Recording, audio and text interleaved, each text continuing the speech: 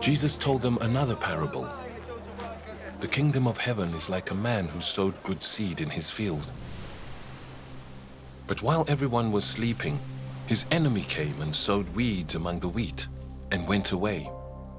When the wheat sprouted and formed heads, then the weeds also appeared.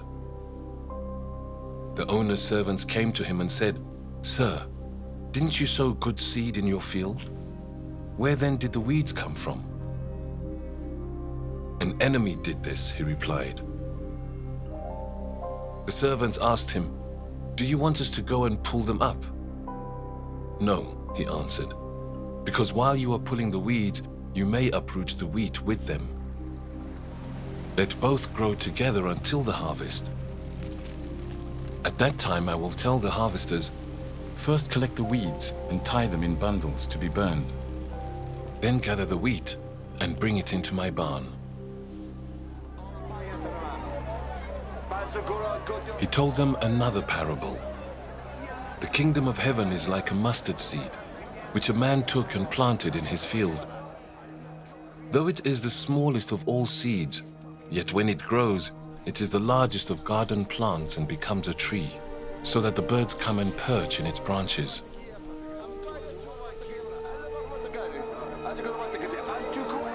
He told them still another parable. The kingdom of heaven is like yeast that a woman took and mixed into about 60 pounds of flour until it worked all through the dough. Jesus spoke all these things to the crowd in parables. He did not say anything to them without using a parable. So was fulfilled what was spoken through the prophet. "I will open my mouth in parables. I will utter things hidden since the creation of the world."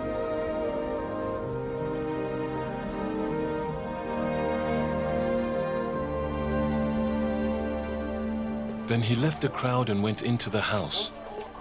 His disciples came to him and said, "Explain to us the parable of the weeds in the field."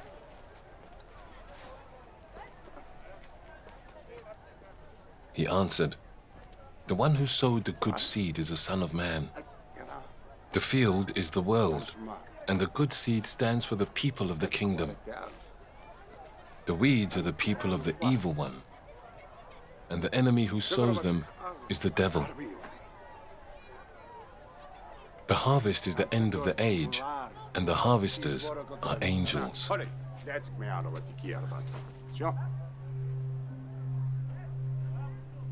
As the weeds are pulled up and burned in the fire, so it will be at the end of the age.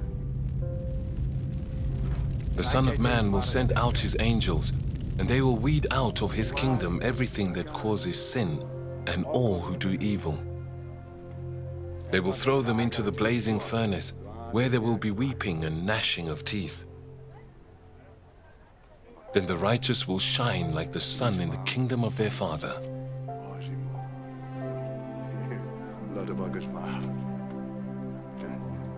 Whoever has ears, let them hear. The kingdom of heaven is like treasure hidden in a field. When a man found it, he hid it again, and then in his joy went and sold all he had and bought that field.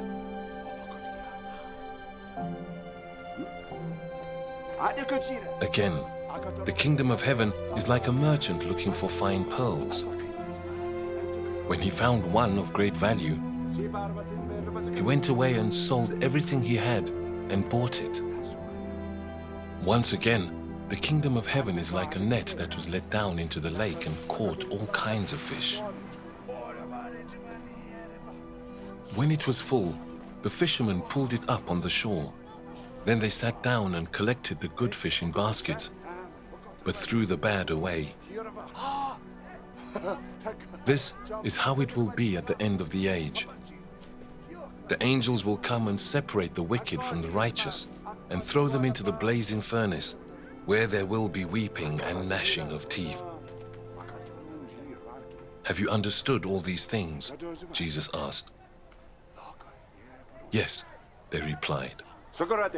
He said to them, "Therefore every teacher of the law who has become a disciple in the kingdom of heaven is like the owner of a house who brings out of his storeroom new treasures as well as old.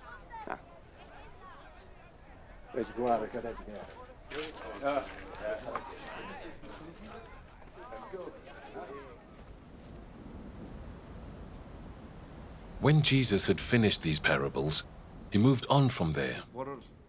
Coming to his hometown, he began teaching the people in their synagogue, and they were amazed. "Where did this man get this wisdom and these miraculous powers?" they asked. "Isn't this the carpenter's son? Isn't his mother's name Mary? And aren't his brothers James, Joseph, Simon, and Judas? Aren't all his sisters with us? Where then did this man get all these things?" And they took offense at him. But Jesus said to them, "A prophet is not without honor except in his own town and in his own home."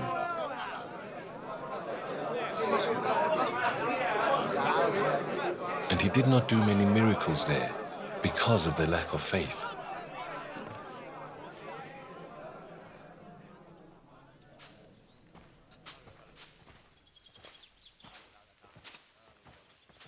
At that time, Herod, the Tetrarch, heard the reports about Jesus, and he said to his attendants, "This is John the Baptist. He has risen from the dead. That is why miraculous powers are at work in him." Now Herod had arrested John and bound him and put him in prison because of Herodias, his brother Philip's wife. For John had been saying to him, "It is not lawful for you to have her." Herod wanted to kill John, but he was afraid of the people because they considered John a prophet. On Herod's birthday, the daughter of Herodias danced for the guests and pleased Herod so much that he promised with an oath to give her whatever she asked.